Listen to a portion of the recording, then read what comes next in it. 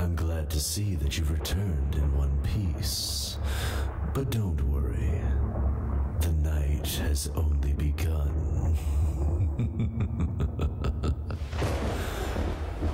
For tonight's spooky tales, we bring you a world of mystery, wonder, and fascination. We live in a world where we hardly understand who we are as a species, let alone the things that surround us. And we stumble blindly in the dark, looking for answers. That is what you will all be doing tonight, as we guide you through the witching hour.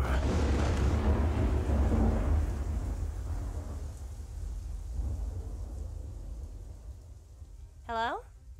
Hello, everybody. Welcome to the Witching Hour, Day 2. Tonight will hopefully go a lot more smoothly, and we will be having actually a guest story come on, which I hope to do at least once or twice every weekend.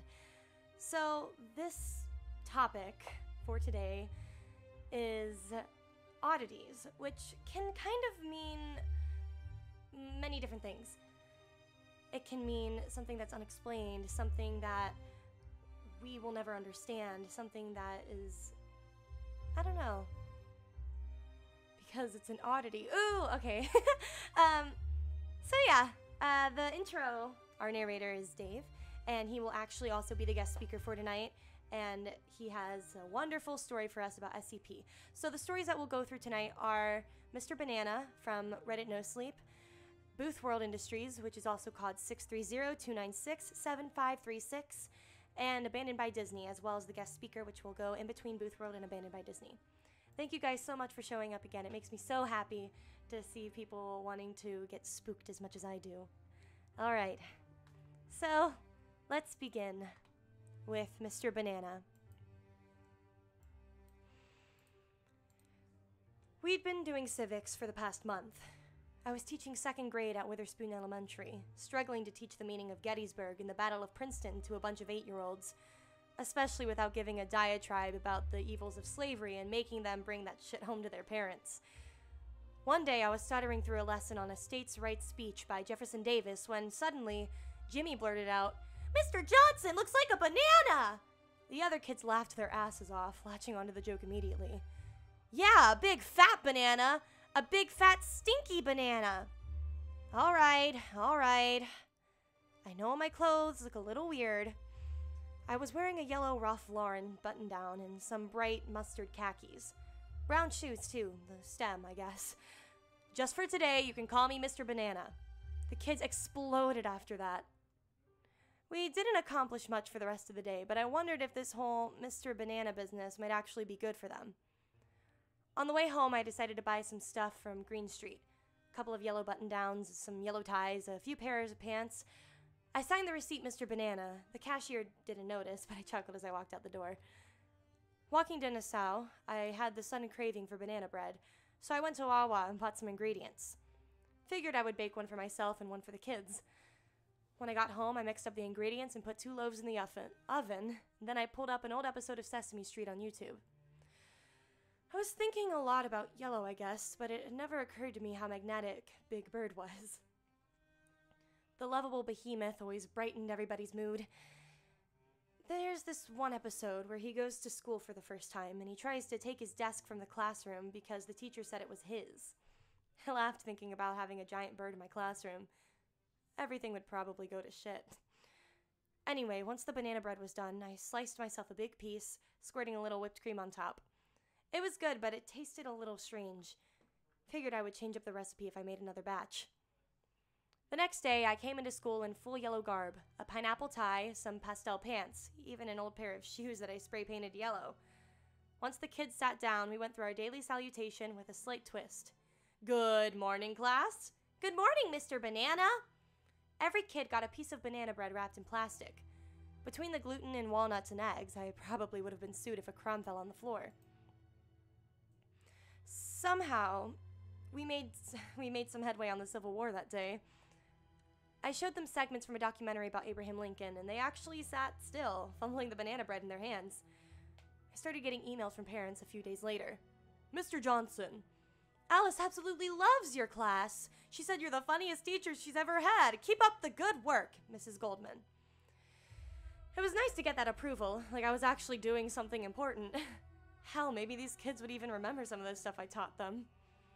So I started to go all out, bringing in yellow streamers to hang across the classroom, typing up the weekly newsletter with a banana-themed border, taking showers with L'Oreal Banana Blast shampoo.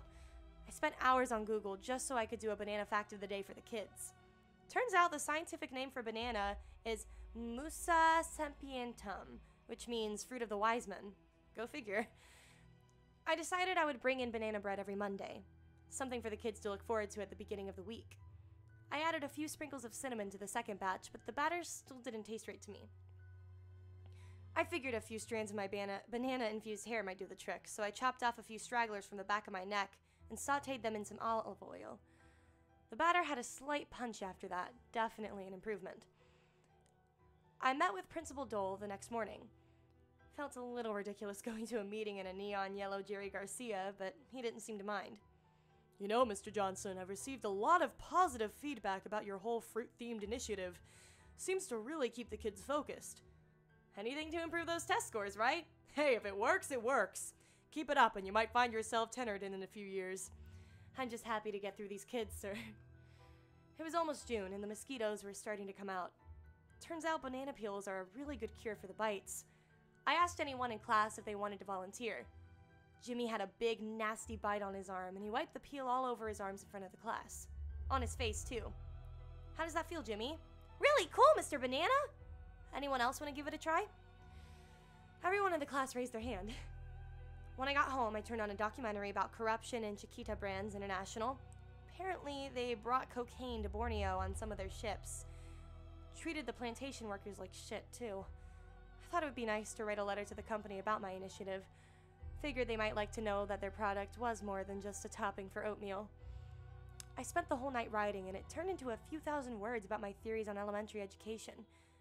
I didn't really think much of it, but I sent it with the subject, "Bananas are more than just food," to info@chiquitainternational.com. It would probably be lost among all the shit from angry customers anyway. It didn't cross my mind again until that weekend when I got a phone call on the treadmill at Planet Fitness. Mr. Johnson? This is Sophie from the Star Ledger. Just got an email from someone at Chiquita. Do you have a few minutes for an interview? Yeah, of course. I was on the cover that week. It was a photo of me dressed in full yellow, pointing above the camera in the foreground with all the gape-mouthed students behind me. Mr. Banana peels away the doubters. The local CBS station stopped by the school for a segment, too. I watched my segment that Sunday. A few minutes of my awkward teaching voice, interspersed with interviews from me, Principal Dole, and a few parents. Apparently, some other elementary school teachers were starting to do it too. Mrs. Strawberry, Mr. Blueberry. I wondered if anyone else was doing the banana too. Once the special was over, I went to work on my third batch of banana bread. I sprinkled the cinnamon, sautéed some of my neck hair, but the batter still tasted a little flat to me. I looked down at my hands. It occurred to me that my skin was starting to turn a little yellow, probably from all the bananas I've been eating. I wondered if my skin had any of that flavor too. I grabbed the tweezers and plucked a thin piece from the tip of my thumb. It was a little salty, but definitely had a fruity taste to it. I figured I'd try it out in the batter, so I took a bowl and plucked some skin off all of 10 of my fingers. Then I mixed it in. Tasted great. That morning, people actually recognized me in the streets. All those Princeton kids must watch the news. I couldn't make it more than a few steps down Washington without being stopped for a selfie or a congratulatory handshake. It was nice, actually. I never thought wearing silly clothes would make people like me so much. I threw up in the trash can when I walked in the classroom. Figured I'd been eating too much potassium. It was pure yellow, of course, that bright bile and banana mixture. Must have been churning in my stomach for days. I was there early, just so I wouldn't have to engage in that jealous, snarky small talk with the other teachers. So, you're some sort of teaching genius, huh? I wrote the banana fact of the day on the blackboard, then rubbed out a quick one in the bathroom across the hall. I handed out the rations of banana bread after the Pledge of Allegiance. I wondered if the kids would still eat it if they knew they were eating a piece of me. Figured I should keep it a secret for the time being. Plus, it was my best batch yet. I didn't need to know how it was made. That night, I got another email from Mrs. Goldman. Good evening, Mr. Johnson. Congrats on your 15 minutes. Alice just loves the idea that her teacher is famous. We really appreciate all of your effort, especially baking for the kids every weekend. Just a heads up, Alice found a hair in her banana bread this evening. Make sure you're keeping things clean at home. We don't want her to get sick and miss out on class. Mrs. Goldman. I went to the bathroom and looked at myself in the mirror. Still dressed in my work clothes, it occurred to me that I was really starting to look like a banana. I gelled the top of my hair into a curved, pointed stem and turned sideways, arching my back. For a second there, my face in the mirror disappeared. I was perfectly smooth, perfectly curved, perfectly ripe. I almost cried thinking about changing into my pajamas. Instead of a delicious yellowish pulp, I was just a freckled, overweight sack of blood and bones. I peeled off my clothes and walked into the kitchen just to make sure. I took a kitchen knife and made a small incision on my forearm. The blood immediately oozed out and dark purple sludge began to drip onto the floor. I sliced the other arm to the same result, then sat down, watching the blood spurt angrily onto my thighs. I woke up a few hours later, shivering, caked in a brown metallic crust. I ate some breakfast, took a shower, then put on my full yellow outfit. Figured I should wear long sleeves for the next few days. On Friday, the students performed a little play about Appomattox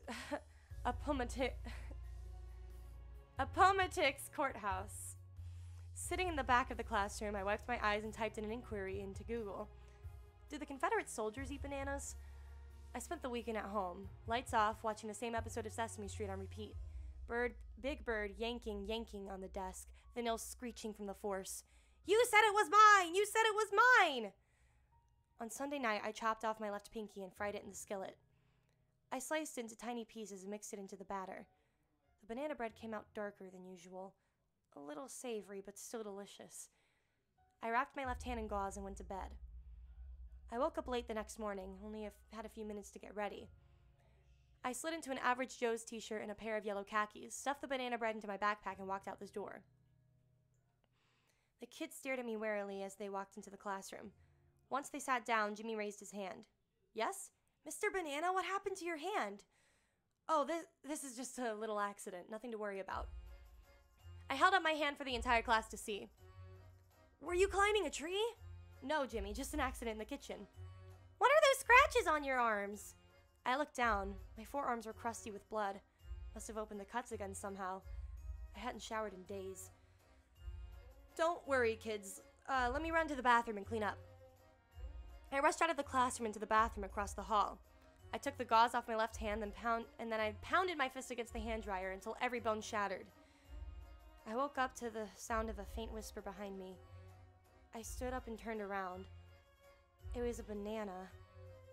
Slightly bruised, but a beautiful shade of yellow with sharp lines protruding from the stem. He turned sideways, revealing his perfect curvature, and flashed me a big smile. I walked toward him, closer and closer, until my nose was inches from the glass. Then he reached up and grabbed the top of his stem, stretching it sharply to one side. Slowly, he pulled it apart, revealing that incredible white flesh inside, radiating, breathing, beautiful. So I did the same, dragging my fingernails down my scalp, carving into my bones. The fresh, airy pulp coated my forearms, and clumps of yellow shrapnel fluttered to my feet. And then I was naked for the first time, staring into my own eyes, my own flesh, panting, finally believing that I was something more. I pressed my lips against the glass. A cool breeze rushed to my core. And then I was gone. The next story is 630-296-7536. If you guys want to try giving it a call, it'd be a good idea. I'm sure that all of you on Reddit No Sleep are used to the cry for help type of stories by now. Help me, blah blah blah. I won't bore you with another. Even if I wanted your help, you couldn't give it to me because your help is useless. Why? Because you're not a member. Just wish that I wasn't either. It all started innocently enough, with a phone call. I'd been up for a few hours, unpacking and cleaning, waiting for the plumber to call. I just moved into a cabin and the contractors fucked everything up. because of that, I now have the wonderful task of making calls to competent people that can fix what the original contractors did wrong. The phone rang at 12:06. Not bad, I thought. Usually plumbers don't bother to call or show up until 5. When I picked up the phone, I didn't even get a chance to say hello before a woman on the line told me to please hold for the next available operator. I hopped up and sat on the cabinet in the kitchen. It was one of the few places in the cabin not occupied with boxes. Elevator music leaked into my ear.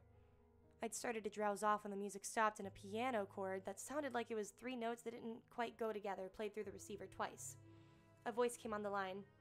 "Welcome to Booth World Industries. My name is Samantha, and I will be your operator today. Name?" I didn't know what to say, so I told the operator my name. "Sir, we know who you are. I'm your operator. Please give me a name to access." "I don't understand," I said. "It can be anyone, sir. We just need a name." Okay, I said. I made up a name.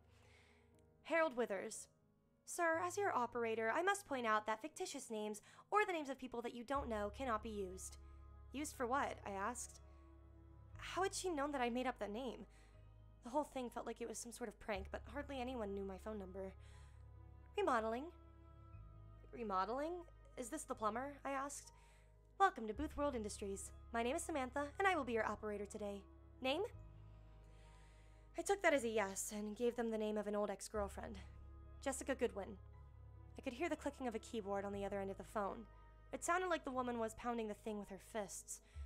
After a few moments of this, she returned. "Jessica Goodwin," she said. "Remodeling is scheduled for August 21st, 2015. Would you like to reschedule?" I was silent on my side of the phone. I couldn't believe this. Somebody had to be playing a prank on me. "Who is this? Is this you, Jessica? Are you playing a prank?" I asked. The woman didn't respond for a long time. I thought that whoever was on the other end of the phone was holding in a laugh. "Hello?" I asked. "Yes or no, sir?" The woman asked back. "Yes," I said, not understanding what the woman was asking. "I have a Tuesday appointment available. Will that work?" At this point, I thought I was going insane and that it was actually just the plumbing company. "What about today?" I asked. "Do you have anything available for today?" "Normally we can't arrange for a schedule on such a short notice, but today we had a cancellation. How does 3 o'clock work for you?" 3 o'clock is fine," I said. 3 o'clock it is then. Would you like a courtesy call?" "Sure." "Wonderful. We at Booth World Industries say thanks and welcome to the club. You have a marvelous day." That strange chord played twice again and the line went dead. I rolled my eyes and went back to unpacking. My phone rang at 3 o'clock on the dot that afternoon. "Hello?" I said. "Sir, this is Samantha with Booth World Industries again. Your courtesy call begins now." "What do you?" I began to say, but was cut off by those diminishing chords blaring into my ear. Then I heard Jessica's voice. "Why are you doing this?" Jessica asked. I could hear the tears in her voice. "Jessica?" I asked. "Sir," the operator said, "she cannot hear you. This is a courtesy call. The appointment has already been concluded." "Please," Jessica begged. "Please don't do this. I'll do anything you want. Jessica's voice choked off into a wheeze, and all I could hear on the other end of the phone was the rustling of clothing and more wheezing. Eventually it stopped and someone picked up on the other end. The scheduled work has been completed," a man's voice said. "We at Booth World Industries say thanks and welcome to the club. You have a marvelous day." "Sir," the operator came back on the line. "Was that to your satisfaction?" I sat there for a long time, cold sweat dripping down my rib cage. Jessica was my ex because I walked in on her and my best friend sleeping together at a party in high school. I smiled and whispered, "That was perfect." "Wonderful," the operator said. "We at Booth World Industries aim to serve. Would you like to make another appointment?" As I stared at the water leaking from the door of the dishwasher, I smiled even bigger. "Yes," I said. "Yes, I would." "Name?" "Dan. I don't have a last name. He's a contractor." "Dan Arancibia. July 13th, 2032. Would you like to reschedule?" "Yes," I said. "How would Wednesday work for you?" "Didn't you say you had a Tuesday appointment available?" I asked. "I did, but unfortunately that slot has already been filled by another member. Would Wednesday work for you?" "No," I said. "I have an interview that day. What about Thursday?" "Unfortunately, Thursday will not work. You are due for remodeling Wednesday night." "What?" I asked. She repeated the exact same thing to me again. "Can we reschedule my remodeling?" "Of course we can, sir," the woman said. It sounded like she was smiling on the other end of the phone. "There's always a way." I waited for her to tell me how. She didn't speak. How? I asked. That was really bad, I'm sorry guys. Booth World Industries is always looking to add new members. We are, of course, a membership by invitation only club. Sadly, our membership numbers have fallen in recent years. Economic recessions, wars, politics. What we would like you to do, in order to avoid your own remodeling appointment, is help us add several new members. The light at the end of the tunnel, I thought. How many members do you need? 1,000. I choked. 1,000? Yes, sir. Otherwise, we'll have to keep our scheduled appointment. We must inform you that the member that scheduled this appointment did request a courtesy call. Everything stopped at that point for me. All my life, I just skated by, not doing anything, not making a difference. My mouth actually dried up. I always thought that was just a thing people wrote in books to be dramatic. It's not. I'll get you your 1,000 members, I whispered. We at Booth World Industries say thanks, and welcome to the club. You have a marvelous day. The connection ended. I hung up the phone and stared at it for a long time. I'm scheduled for remodeling on Wednesday, and somewhere, someone will be getting a courtesy call to listen to my last few breaths. If I don't get 1,000 members to join Booth World Industries. It's funny. I'd always wanted to join an elite club. Skull and Bones, New World Order, but I'm not sure how I got in, but now I'm a member. I've got until Wednesday to enjoy it. Like I said at the beginning, even if I wanted your help, you couldn't give it to me because you're not a member. Membership is by invitation only. I'm inviting you in. You can help me. Just call 630-296-7536. That was the number that I just said by original author Booth World. Fantastic story, classic creepypasta. The next story is going to be Abandoned by Disney, but before then, that'll be the one I read live. Before then, I'm going to play a story that was performed by Dave, and it will begin in a moment, so that way I can go get water. I'll be back, so enjoy him. SCP audio log from interview 096-1. Interviewer Dr. Interviewed retired Captain, former commander of Retrieval Team Zulu 9 Alpha. Retrieval Incident 096-1-Alpha.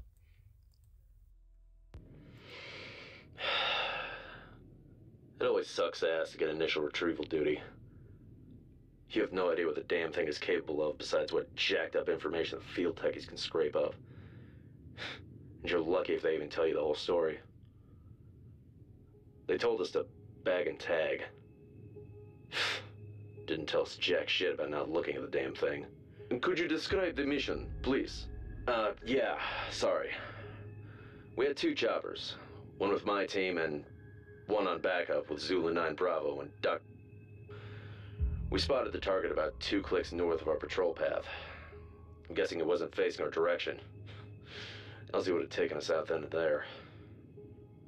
Your report says SCP-096 didn't react to the cold? It was negative degrees Celsius. Actually, it was negative. And yes, it was butt naked and didn't so much as shiver. Anyway, we landed, approached the target, and Corporal got ready to bag it. That's when Dr. called. I turned to answer it, and that's what saved me. Target must have turned and my whole squad saw it. That's when SCP-096 entered an agitated emotional state? Yep.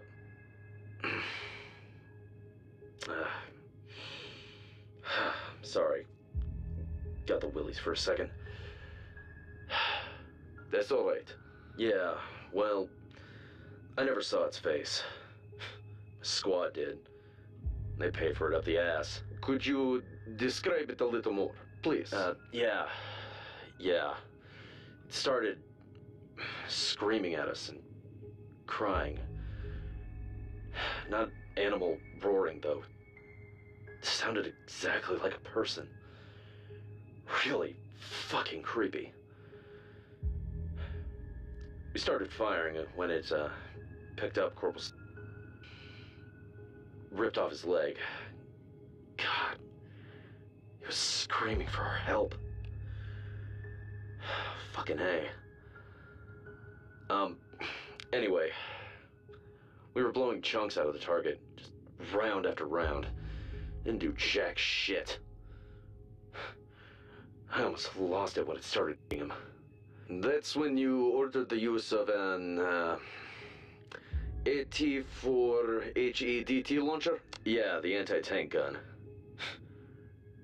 Started carrying it ever since SCP-3 got loose. I've seen those things tear through tanks like tissue paper. Did the same thing to the target. There was significant damage to SCP-096. It didn't even fucking flinch. It kept tearing apart my squad, but with half its torso gone. But it was taking damage. If it was, it wasn't showing it. Must have lost all its organs, all its blood, but didn't acknowledge any of it. Its bone structure wasn't hurt at all, though. It kept tearing my squad apart. So no actual structural damage. How many rounds would you say were fired at SCP-096? At the least, 1,000. Our door gunner kept his GAU-19 on it for at least 20 seconds. 20 fucking seconds. That's 650 caliber rounds pumped into the thing. Might as well have been spitting at it. This is when Zulu 9 Bravo arrived? Yeah, my squad was gone. Zulu 9 Bravo managed to get the bag over its head and it just sat down. We got it into the chopper and got it here. I don't know how I never saw its face. Maybe God or Buddha or whoever thought I should live. Fucking jackass. We have obtained an artist's depiction of SCP-096's face. Would you like to view it? You know, after hearing that thing screams my men, I don't think I want to put a face to what I heard. No. Just... no. All right. I believe we are done here. Thank you, Captain.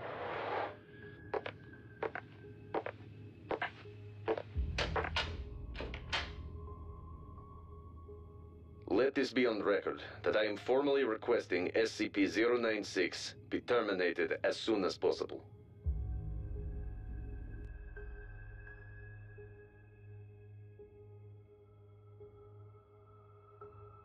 Hello, everybody. We are back with our last story. I hope you enjoyed that. Dave is a fantastic VA. Links to him will be in the description once I get this officially up and I can edit it. Now, our last story will be Abandoned by Disney, originally uploaded by Ed on creepypasta.org, and it is time to begin. Some of you may have heard that the Disney Corporation is responsible for at least one real live ghost town. Disney built the Treasure Island Resort in Baker's Bay in the Bahamas. It didn't start as a ghost town. Disney's cruise ships would actually stop at the resort and leave tourists there to relax in luxury. This is a fact, look it up. Disney blew $30 million on the place. Yes, $30 million. Then they abandoned it. Disney blamed the shallow waters, too shallow for their ships to safely operate. And there was even blame cast on the workers, saying that since they were from the Bahamas, they were too lazy to work a regular schedule. That's where the factual nature of their story ends. It wasn't because of sand, and it obviously wasn't because foreigners are lazy. Both are convenient excuses. No, I sincerely doubt those reasons were legitimate. Why don't I buy the official story? Because of Mowgli's Palace. Near the beachside city of Emerald Isle in North Carolina, Disney began construction of Mowgli's Palace in the late 1990s. The concept was a jungle-themed resort with a large, you guessed it, palace in the center of the whole thing. If you're unfamiliar with the character of Mowgli, then you might better remember the story The Jungle Book. If you haven't seen it anywhere else, you'd know it as the Disney cartoon from the decades past. Mowgli is an abandoned child in the jungle, essentially raised by animals and simultaneously threatened and pursued by other animals. Mowgli's palace was a controversial undertaking from the start. Disney bought up a ton of high-priced land for the project, and there was actually a scandal surrounding some of the purchases. The local government claimed eminent domain on people's homes. Then, turned around and sold properties to Disney. At one point, a home that had just been constructed was immediately condemned with little to no explanation. The land grabbed by the government was supposedly for some fictional highway project. Knowing full well what was going on, people started calling it Mickey Mouse Highway. Then, there was the concept art. A group of stuffed shirts from Disney Incorporated actually held a city meeting. They intended to sell everyone on how lucrative this project was going to be for everyone. When they showed the concept art, this gigantic Indian palace surrounded by jungle, staffed with men and women in loincloths and tribal gear, well, suffice to say everyone flipped their shit. We're talking about a large Indian palace, jungle, and loincloths not only in the center of a relatively wealthy area, but also a somewhat xenophobic area of southern USA. It was a questionable mix at this point in history. One member of the crowd tried to storm the stage, but he was quickly subdued by security after he managed to break one of the presentation boards over his knee. Disney took that community and essentially broke it over its knee as well. The houses were razed, the land was cleared, and there wasn't a damn thing anyone could do or say about it. Local TV and newspapers were against the resort at the beginning, but some insane connection between Disney's media holdings and the local venues came into play, and their opinions turned on a dime. So, anyway, the Treasure Island, the Bahamas, Disney sunk those millions in and then split. The same thing happened with Mowgli's palace. Construction was complete. Visitors actually stayed at the resort. The surrounding communities were flooded with traffic and the usual annoyances associated with an influx of lost and irate tourists. Then it all just stopped. Disney shut it down and nobody knew what the hell to think, but they were pretty happy about it. Disney's loss was pretty hilarious and wonderful to a large group of folks who didn't want this in the first place. I honestly didn't give the place another thought since hearing it closed over a decade ago. I live maybe 4 hours from Emerald Isle, so really I only heard the rumblings and didn't experience any of it firsthand. Then I read the article from someone who had just explored the Treasure Island resort and posted a whole blog about all the crazy shit he found there. Stuff just left behind. Things smashed, defaced, probably ruined by the disgruntled former employees who had lost their jobs. Hell, the locals from all around probably had a hand in wrecking the place. People there just felt as angry about Treasure Island as folks here did about Mowgli's palace. Plus, there were rumors that Disney had released their aquarium stock into the local waters when they closed, including sharks. Who wouldn't want to take a few swings at some merchandise after that? Well, what I'm getting at is that this blog about Treasure Island got me thinking. Even though many years had passed since its closing, I figured it might be cool to do some urban exploration at Mowgli's palace. Take some photos, write about my experiences, and probably see if there's anything I could take home as a memento. I'm not going to say I wasted no time in getting there, because honestly, it took me another year after I first found that Treasure Island article to get around to going up to Emerald Isle. Over the course of that year, I did a lot of research on the Palace Resort, or rather, I tried to. Naturally, no official Disney site or resource made any mention of the place. That had been scrubbed clean. Even odder, however, was that nobody before myself had apparently thought to blog about the place or even post a photo. None of the local TV or newspaper sites had one word about the place, though that was to be expected since they had all swung Disney's way. They wouldn't be out there lauding their embarrassment, you know? Recently I learned that corporations can actually ask Google, for example, to remove links from search results, basically for no good reason. Looking back, it's probably not that nobody spoke of the resort, but rather their words were made inaccessible. So in the end, I could barely find the place. All I had to go on was an old-as-hell map I'd received in the mall back in the 90s. It was a promotional item sent out to people who had recently been to Disney World, and I guess since I had been there in the late 80s, that was recent. I didn't really intend to hang on to it. It just got shoved in with my books and comics from my childhood. I'd only remembered it months into my research, and even then it took me another few weeks to locate my storage bin my parents had shoved it all into. But I did find it. Locals were no help, as most were transplants who had moved to the beach in recent years, or old residents who just sneered at me and made rude gestures the second I managed to say, "Where would I find Mowgli's, you know?" The drive took me through an inordinately long corridor of overgrowth. Tropical plants that had run rampant and overpopulated the area mixed with native species of flora that actually belonged there and had tried to reclaim the land. I was in awe when I reached the front gates of the resort. Tremendous, monolithic wooden gates whose supports to either side looked like they must have been cut from giant sequoias. The gate itself had been gorged in several places by woodpeckers and eaten away at the base of burrowing insects. Hanging on the gate was a sheet of metal, some random scrap, with hand-painted letters scrawled in the back. Abandoned by Disney. Clearly the handiwork of some past local or an employee who wanted to make some small protest. The gates were open enough to walk through, but not drive, so grabbing my digital camera and the map, whose flip side showed a layout of the resort, I set out on foot. The inner grounds of the place were just as overgrown as the entryway. Palm trees stood unattended and ragged among piles of their own coconuts. Banana plants similarly stood in their own stinking, bug-riddled refuse. There was this sort of clash between order and chaos, as carefully planted rows of perennial flowers mixed with obnoxious tall weeds and stinking blackened mushrooms. All that remained of any outdoor structure were broken, rotting wood and various charred bits of unidentifiable material. What was most likely an information booth or an outdoor bar was now simply a pile of assorted debris chopped up by past vandalism and ravaged by weather. The most interesting thing on the grounds was a statue of Baloo, the friendly bear from the Jungle Book, which stood in a sort of courtyard in front of the main building. He was frozen in a jovial wave towards no one, staring into empty space with a silly, toothy grin as bird shit covered whole swaths of his fur and vines ensnared his platform. I approached the building, the palace, only to find the outside of the building covered in graffiti where the original paint hadn't been peeled or chipped away. The front doors weren't just open, they had been taken off their hinges and were stolen.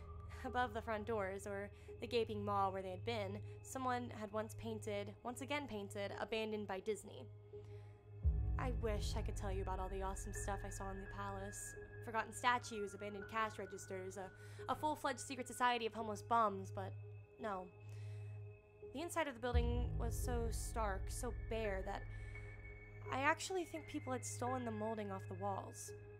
Anything that was too big to steal, counters, desks, giant fake trees, they were all resting amid this empty echo chamber that amplified my every step like a slow rat-a-tat of a machine gun. I checked the floor plan and headed to all the locations that might seem in any way interesting. The kitchen, as you'd imagine, an industrial food prep area with all the appliances in space, no expenses spared. Every glass surface was broken, every door knocked off its hinges, every metal surface kicked and dented. The entire place smelled like very old piss. The huge freezer, not even remotely cool now, had row upon row of empty shelf space. Hooks hung from the ceiling, probably for hanging cuts of meat, and as I stood inside for a moment, I noticed they were each swinging. Each hook swung in a random direction, but their movements were so slow and small that it was almost impossible to see. I figured it had been caused by my footsteps, so I stopped one from swinging by clutching it in my fist, then carefully letting go. But within seconds, it started to swing once more. The bathrooms were in much the same state as the rest of the place. Just like the Treasure Island report, someone had methodically smashed each porcelain commode with coconuts and other implements. There was about a half-inch of rancid, stinking, stagnant water on the floor, so I didn't stay there very long. What's odd is that the toilets and sinks, and the bidets in the ladies' room, yes, I went there, all dripped, leaked, or just ran freely. Seemed to me they should have shut the water off a long time ago. There were plenty of rooms in the resort, but naturally I didn't have time to look through them all. The few I did peer into were similarly wrecked, and I didn't expect to find anything there. I thought there was actually a television or radio in one room, as I really think I heard a quiet conversation coming out. Though it was like a whisper, probably my own breathing echoing in the silence, or just another case of the sound of flowing water playing tricks on my mind. This is what it sounded like. I didn't believe it. Short unknown reply. I didn't know that. Your father told you. Unknown reply, or possibly just weeping. I know, that sounds ridiculous. I'm just telling you what I experienced. Why I thought there might have been someone running in that room, or some vagrants who had holed up there and probably would have knifed me. At the front doors of the palace again, I figured I hadn't found anything of note and had wasted the trip up. As I looked out the door, I noticed something interesting in the courtyard that I had apparently missed. Something that would give me at least one thing to show for all my trouble, even if it was just a photograph. There was a lifelike statue of a python, maybe 80 feet long, coiled up and sunning itself on a pedestal right in the center of the area. It was almost time for the sun to start setting, so the light fell onto the object in the perfect way for a photograph. I approached the python and snapped a photo. Then I stood on my toes and snapped another. I moved closer again to get the detail of its face. Slowly, casually, the python lifted its head, looking directly into my eyes, turned and slithered off the pedestal across the grass and into the trees. All 80 feet of it. Its head long disappeared into the woods before its tail even left the sunning spot. Disney had released all their exotic animals onto the grounds. Right there on my floor plan map was the reptile house. I should have known. I'd read about the sharks at Treasure Island, and I should have known they'd done this. I was dumbfounded, just utterly stupefied. My mouth must have been hanging open for the longest time before I came back down to earth and snapped it shut. I blinked a few times and backed away from where the snake had been, back toward the palace. Even though it was totally gone, I still wasn't taking any chances and backed my way into the building. It took a few deep breaths and slaps my own face to get myself right in the head again after that. I looked for a place to sit down as my legs were feeling a bit like jelly at this point. Of course, there was no place to sit down unless I wanted to recline in the broken glass and dead leaf carpet or haul myself up onto a desk of questionably reliability. I had seen some stairs near the palace's lobby and decided to go have a seat there until I felt better. The staircase was far enough away from the front of the building to be relatively clean, save for a startling accumulation of dust. I pulled a wedge of metal off the wall, once again painted with the "Abandoned by Disney" motto I'd become accustomed to. I placed the wedge on the stairs and sat on it to keep it at least somewhat clean. The stairway led downstairs, below ground level. Using my camera flash as a sort of improvised flashlight, I could see that the staircase ended in a metal mesh door with a padlock. A sign on the door, a real sign, read, "Mascots only, thank you." This perked up my spirits for a little bit, for two reasons. One, a mascots only area would have definitely had some interesting stuff back in the day. Two, the padlock was still in place. Nobody had gone down there, not the vandals, not the looters, nobody. This was the one place I could actually explore and perhaps find something interesting to photograph or wantonly steal. I had come to the palace essentially agreeing with myself that it was okay to take anything I wanted because, hey, abandoned. It didn't take much to bust the lock. Well, actually, that's wrong. It didn't take much to bust the metal plate on the wall where the padlock was hooked up to. Time and decay had done most of the work for me, and I was able to bend the metal plate enough to pull the screws out of the wall. Something nobody else had apparently thought of or hadn't been able to do at the time. The mascots-only area was startling and a very welcome change from the rest of the building I'd seen. For one, every second or third fluorescent light overhead was illuminated, even though they flickered and faded randomly. Also, nothing had been stolen or broken, even if age and exposure were defiantly taking their toll. Tables had notepads and pens, there were clocks, even a punch-in clock on the wall completely filled out time cards. Chairs were scattered around, and there was even a small break room with an old static television and long rotted-out food and drink on the counters. It was like one of those post-apocalyptic movies where everything is left in the state of evacuation. As I walked the maze-like sub-basement hallways of the mascots-only area, the sights just became more and more interesting. As I went further, desks and tables were knocked over, papers scattered and almost melded with the damp floor, and a large carpet of mold was slowly overtaking the real rotting crimson floor covering. Everything was just sort of squishy. Anything wood disintegrated into mush, and when I applied even the least amount of force, and clothing items hanging on hooks in one of the rooms simply fell to moist threads if I tried to unhook them. One thing that annoyed me was that the light was becoming more sparse and unreliable as I went further into the dank, suffocating depths of the palace. Eventually, I reached a black and yellow striped door with the words, "Character Prep 1" stenciled on it. The door wouldn't open at first.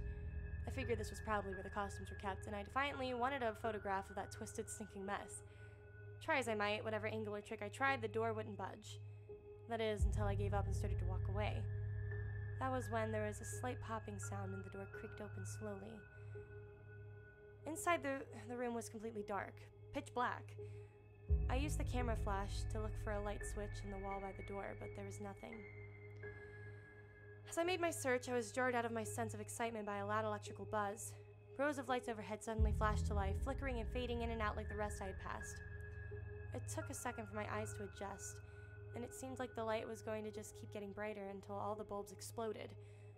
But just when I thought it would reach that critical stage, the lights dimmed a bit and steadied. The room was exactly as I'd pictured it. Various Disney costumes hung on the walls, fully put together like strange cartoon cadavers hung from invisible nooses. There was an entire rack of loincloths and native clothing on hangers towards the back. What I found odd, and what I wanted to photograph right away, was a Mickey Mouse costume at the center of the room. Unlike the other costumes, it was lying on its back in the center of the floor like a murder victim. The fur on the costume was rotten and shredding, creating bare patches. What was even odder, however, was the coloring of the costume. It was like a photo negative of the actual Mickey Mouse. Black where it should be white, and white where he should be black. His normally red overalls were light blue. The sight was off-putting enough that I actually put off photographing the thing until last. I took a picture of the costumes hanging on the walls, upward angles, downward angles, side shots to show an entire row of them, putrid cartoon faces, some with plastic eyes missing. Then I decided to stage a shot, just one of the bedraggled characters' heads on the slick, grimy floor. I reached for the headpiece of a Donald Duck costume and carefully removed it so the thing wouldn't fall apart in my hands. As I looked into the face of the wide-eyed, moldering head, a loud clattering sound made me jump with fright. I looked down at my feet, and there between my shoes was a human skull. It had fallen out of the mascot head and shattered into pieces at my feet. Only the empty face and lower jaw remained, staring up at me. I dropped the duck head immediately, as you'd expect, and moved for the door. As I stood in the doorway, I looked back to the skull on the floor. I had to get a picture of it, you know? I had to.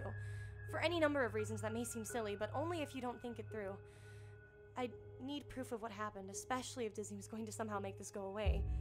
I had no doubt in my mind right from the start that even if it was just gross negligence, Disney was responsible for this.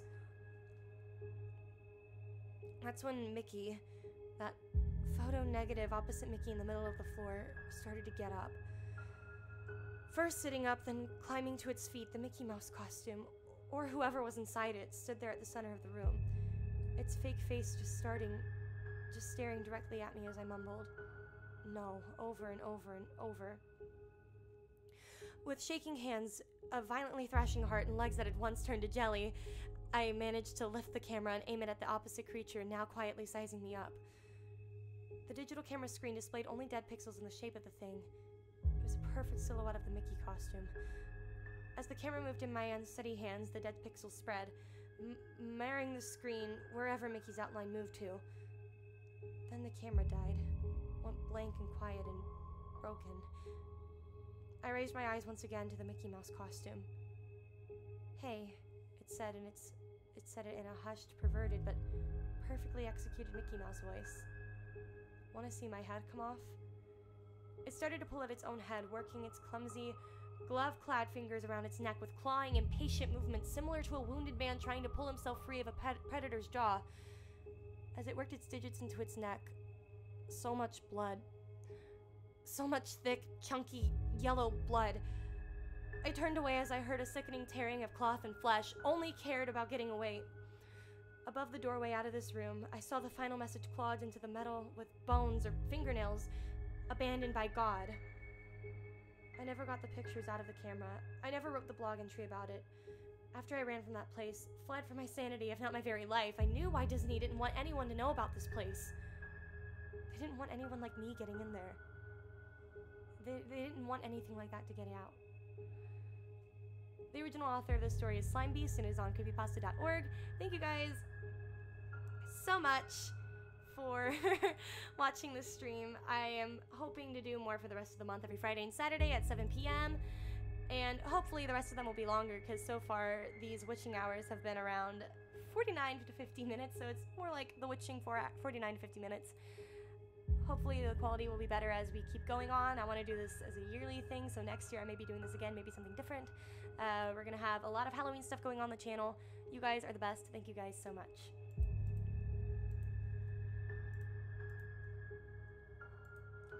Well, It seems the shadows have spared you tonight. No matter. There's always next time. Good night, viewers, and as always, don't forget to turn out the lights.